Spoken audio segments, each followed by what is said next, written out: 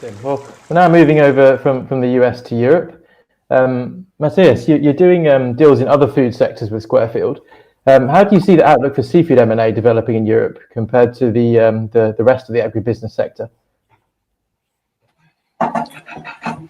Yeah, well, I think a lot of trends and developments which are applicable for other markets are also applicable for the European market.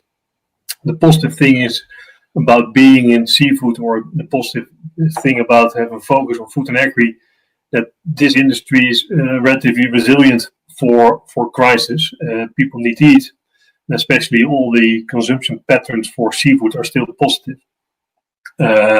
Nevertheless, what we see, the COVID situation, a lot of companies have been focusing internally, focusing on supply chain difficulties, challenges, but also production, processing challenges, having the right people, and illness, which is in some cases quite substantially.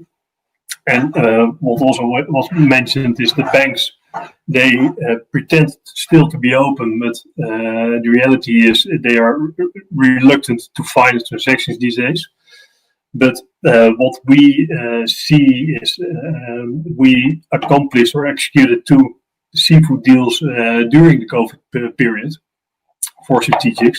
So I think that's an example that people are still looking or still busy with acquisitions.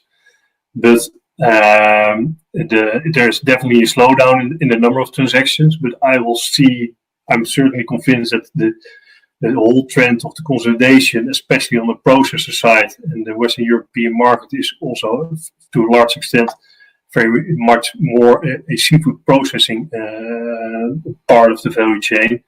And we expect consolidation to continue, but not all will be out of luxury. There will be a lot of distressed assets because in the market there are still a lot of small players focusing or being dependent on specific end markets, like for instance food service or logistics, and they are facing difficulties and they have problems, I think, in surviving.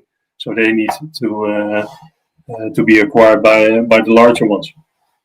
But in general, there's a slowdown, but definitely the consolidation will continue.